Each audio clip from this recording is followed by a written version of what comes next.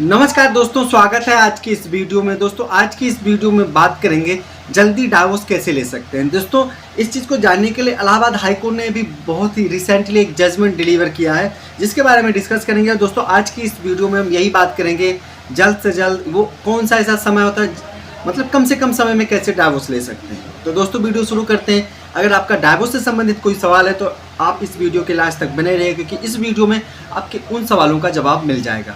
तो वीडियो को बहुत ज़्यादा न खींचते हुए हम अपने टॉपिक पर आते हैं। एक्चुअली इलाहाबाद हाई कोर्ट में एक याचिका डाली जाती है, जो कि मामला जो होता है वो अम्बेडकर नगर का होता है। तो इसमें होता क्या है, एक साल के अंदर कपल होते हैं, उनकी शादी होती है और शादी होने के बाद में एक साल के अंदर ही वो डाइवोर्स पिटीशन फाइल करते हैं। और कई सारे क्रिमिनल केस भी एक दूसरे के ऊपर आरोप लगाते हैं, एलिगेशन लगाते हैं कि उन्होंने ऐसे परेशान किया। 498 भी लगाया जाता है और इसमें बड़े सारे सेक्शन लगाए जाते हैं, तो इसमें आरोप लगाए जाते हैं। तो जो ये 2024 में इनका शादी होता है, 8वें महीने 5/8/2024 में इनकी शादी होती है हिंदू रीति रिवाज से। और जो पत्नी द्वारा आरोप लगाया जाता है प्रतिशोध लेने के लिए, क्योंकि पति भी कंप्लेन कर चुका होता है, वो होता है भारतीय न्याय संहिता की 2023 की धारा 115(2), 352 और 351(3) के तहत FIR रजिस्टर किया जाता है। इसके बाद पत्नी 376, 506 IPC धारा पोक्सो अधिनियम के तहत भी इसमें प्राथमिकी दर्ज कराया जाता है। लेकिन अब हम ये बात करते हैं, इसमें जो आरोप लगाया था वो अलग चीज़ था। तो देखिए, जब ये हाई कोर्ट में जाता है तो हाई कोर्ट के विद्वान जस्टिस विवेक चौधरी और विद्वान जस्टिस ब्रिजराज सिंह की पीठ द्वारा इस केस की सुनवाई किया जा रहा होता है।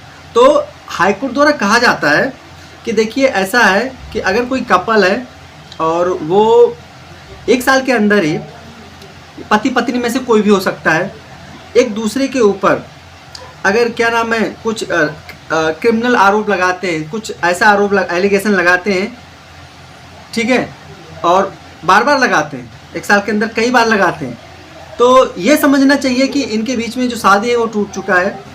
और इनको जो हिंदू मैरिज एक्ट है, हम उस पर बाद में डिस्कस करेंगे। सबसे पहले ये जानेंगे, उसमें कहा जाता है कि जो हिंदू विवाह अधिनियम 1955 है कि धारा 14(1) के प्रावधान को लागू करके और इनको तलाक दे देना चाहिए।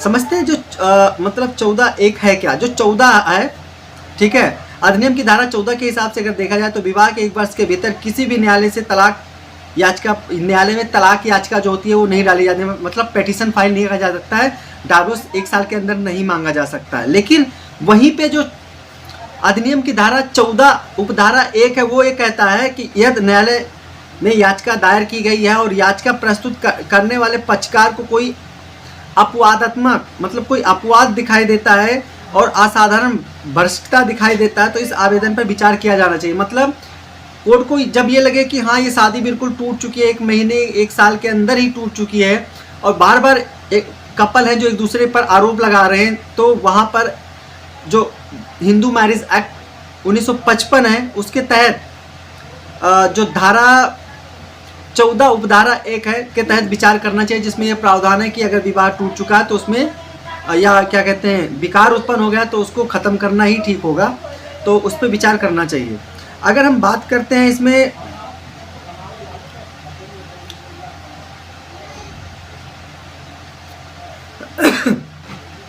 तो देखिए एक चीज़ तो ये है कि मतलब इसमें जो आरोप प्रत्यारोप लगाए जाते हैं, सारी चीज़ों को देखने के बाद में, चूँकि 1 वर्ष की अवधि के अंदर ही लगाए जाते हैं, तो इसमें हाई कोर्ट द्वारा कुछ महत्वपूर्ण जजमेंट होते हैं जिस पर डिस्कस किया जाता है, जिसका हवाला दिया जाता है।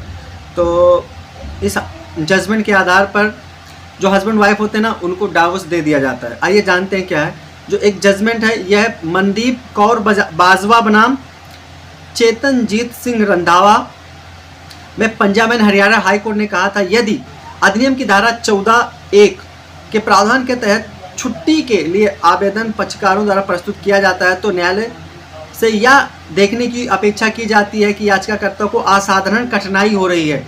मतलब याचिकाकर्ता को अपने कपल के साथ में, या जो कपल हैं कोई भी हो सकता है, हस्बैंड या वाइफ, उनको एक दूसरे के साथ रहने में बड़ी सारी कठिनाइयाँ हो रही हैं, तो उनको क्या कहते हैं उनके डाइवोर्स के बारे में सोचना चाहिए।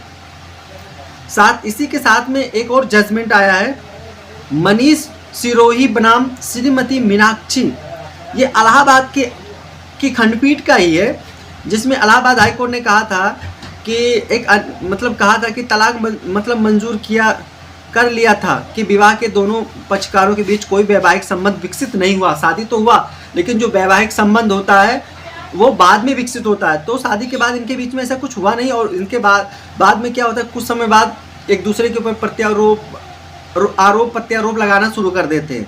तो कोर्ट द्वारा ये माना जाता है कि अब मतलब ऑलरेडी शादी पहले से टूट चुकी है, इनके बीच में कुछ प्रेम भाव का कोई विकास हुआ नहीं है, तो शादी आगे नहीं चलाई जा सकती। तो इस यहाँ पर हाईकोर्ट ने भी इसमें दोनों कपल को डाइवोर्स की जो ऑर्डर थे, जो परमिशन से वो दे दिया था।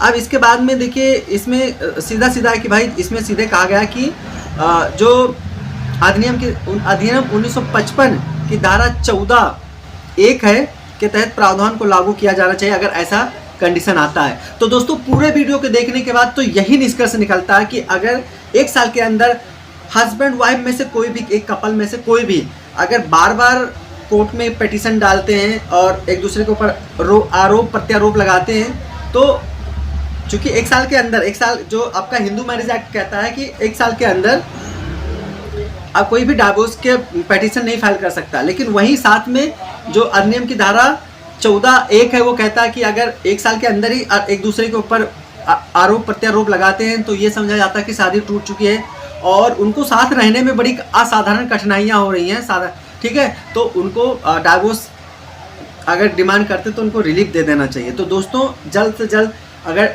डाइवोर्स लेने वाली बात होती है तो इसी माध्यम से लिया जा सकता है। आशा करता हूँ आपको इस वीडियो से बहुत कुछ सीखने के लिए मिला होगा। अगर आपका कोई सवाल या सुझाव है तो कमेंट कर सकते हैं। मिलता है एक नई वीडियो में। बहुत बहुत धन्यवाद।